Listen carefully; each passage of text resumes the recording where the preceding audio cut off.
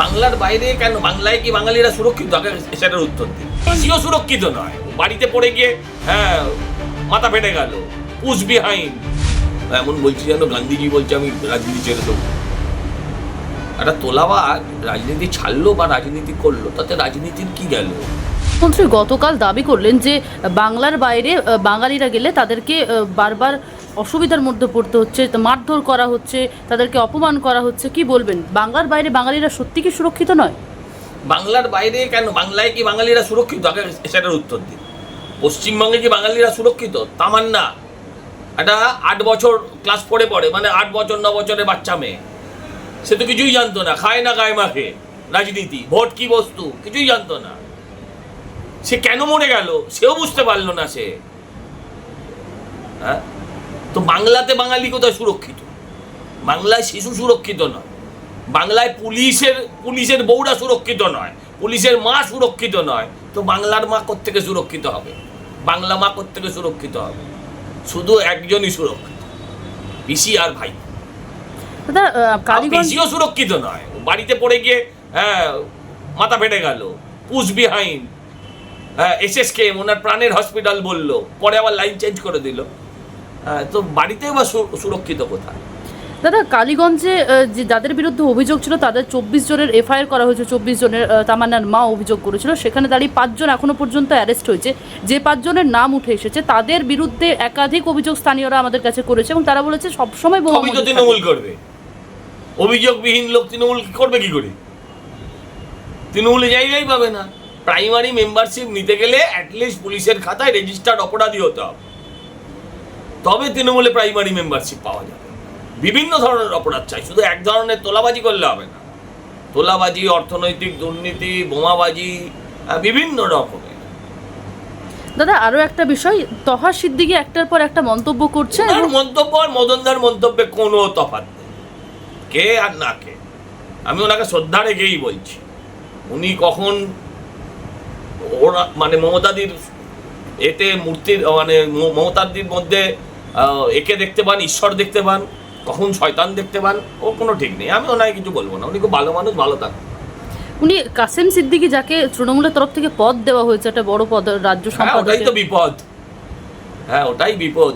উনি কদিন আগে মমতাদি পিন্ডি চটকাতেন, তৃণমূলের পিন্ডি চটকাতেন, এখন তৃণমূলের হয়ে বাজারে ঢোল নিয়ে নেমে পড়েছে। এ নিয়ে আমি কিছু বলবো না, এটা ওদের ব্যাপার। তহা সিদ্দিকী কি কোথাও নির্বাচনে দাঁড়াতে চাইছেন? কারণ বারে বারে পীরজাদাদের বয়স হয়েছে, এখন দাঁড়ানোটা মুশকিল, বসেই নির্বাচন লড়ুন। এখন উনি দাঁড়াতে চাইছেন কিনা আমি ওনার মুখপাত্র নাকি, আমি কি করে বলবো? আমি এসব নিয়ে বলবো? তিনি বলছেন পীরজাদাদের কখনো রাজনীতি করা উচিত না, অথচ নিজে সিকিউরিটি নিয়ে ঘোরেন। আমি পীরজাদা, পীর কম, প্রত্যেকের প্রতি আমি শ্রদ্ধা রেখে, আমি রেসপেক্ট রেখে বলছি যে আমি এই নিয়ে কিছু বলবো না। ওনার নিরাপত্তা রক্ষীর প্রয়োজন আছে, নিয়ে ঘুরতে পারেন। এখন এনাদের বাড়ির মধ্যেও অনেক সমস্যা আছে না, সেগুলো নিয়ে আমি কিছু বলতে কেন বলতে যাবো? এসব ব্যক্তিগত ব্যাপার স্যাপারটা। দাদা, এর পাশাপাশি শওকত মোল্লা চ্যালেঞ্জ করছে নওশাদ সিদ্দিকীকে এবং তার ভাইকে আব্বাস সিদ্দিকীকে, যে পূর্ব ক্যানিং থেকে এবং যদি ভাঙড় থেকে 2 ভাই দাঁড়াক তাহলে আমি রাজনীতি ছেড়ে দেবো যদি জিতে যায় তারা। ও রাজনীতি করলো ছাড়লো, তাতে রাজনীতির কি গেল? এমন বলছি যেন গান্ধীজি বলছে আমি রাজনীতি ছেড়ে দেবো। একটা তোলাবাজ রাজনীতি ছাড়লো বা রাজনীতি করলো, তাতে রাজনীতির কি গেল? এরকম অনেক শওকত মোল্লাদের জন্ম হয়েছে রাজনীতিতে। কালের অতলে তারা কোথায় তলিয়ে গেছে, কেউ তাদের হদিশও পায়। বাংলায় বাংলার মুসলিমরা বঞ্চিত বারবার দাবি করছেন, হুমায়ুন কবির করেছেন, তহা সিদ্দিকী থেকে শুরু করে নওশাদ সিদ্দিকী সকলেই করছেন। না, এটা সঠিক কথা। মুসলমানদের সিপিএম এর জামানা থেকে যেটা শুরু হয়েছিল তাদের ভোট ব্যাংক হিসেবে ব্যবহার করা। আপনি দেখুন, সরকার উৎসাহ দেয় মাদ্রাসা শিক্ষায়। মাদ্রাসা শিক্ষায় শিক্ষিত একজন, তিনি ধর্মীয় শিক্ষায় তার অগ্রগতি হয়, তার জ্ঞান বৃদ্ধি হয়। কিন্তু মাদ্রাসা শিক্ষা থেকে যেটা আমাদের হেমন্ত বিশ্ব শর্মা বলেছিলেন যে সরকার মোল্লা বানানোর জন্য পয়সা খরচ কেন করবে?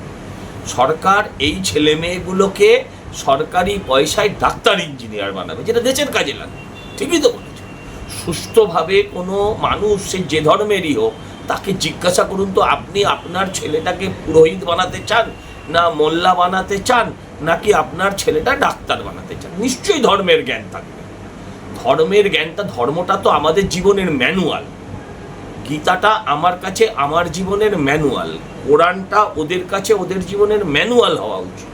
মুশকিলটা হচ্ছে ওই ম্যানুয়ালটা ওদের এক একজন এক এক রকম ভাবে লিখে ফেলেছে, সেটা হচ্ছে সমস্যা। তো বিষয়টা হচ্ছে এটা তো অবশ্যই যে ধর্ম শিক্ষা থাকা উচিত। ধর্ম মানে তো আর মানুষকে মারো এটা নয়। ধর্ম মানে কোনটা ঠিক কোনটা বেঠিক তার শিক্ষা, তো সেটা মানুষের মধ্যে থাকা উচিত, এটা বলার কি আছে। দাদা, এই কালীগঞ্জ উপনির্বাচনের ফলাফলে কি এটা প্রমাণ হয়ে গেল যে বাংলায় মুসলিম মানে সুরক্ষিত নয়, তাদেরকে তৃণমূল কংগ্রেস করতে হবে? এতদিন পর্যন্ত সংখ্যালঘুরা দাবি করছিল না, আমি এটা বিশ্বাস করি না। আমি আপনাকে বলি, গত পঞ্চায়েত নির্বাচনে 64 জন মারা গেছে। কতজন বললাম? খুব ভুল না বললে 64 জন মারা গেছে। এবং এটাও দায়িত্ব নিয়ে বলছি, এই 64 জনে 40 বা 44 জন ছিলেন সংখ্যালঘু মানুষ, তার মধ্যে 34 জন ছিলেন তৃণমূলে। আচ্ছা, বকটুইতে একদিনে যত মারা গেছে, ভারতবর্ষে এক বছরে অত মুসলমান মারা গেছে কিনা সন্দেহ। হ্যাঁ, মুসলিম হত্যা নিয়ে বলে তো একদিন বকটুই ইজিগাল টু এক বছরের ভারতবর্ষ। যে রাজনৈতিক কারণে খুন, এটা ভারতবর্ষ একদিনের বকটুইতে যেটা দেখেছে, সারা বছরে ভারতবর্ষে এটা হয়। বাংলা হান্টের আরও খবর দেখতে নজর রাখুন। বাংলা খবর মানেই বাংলা হান্ট।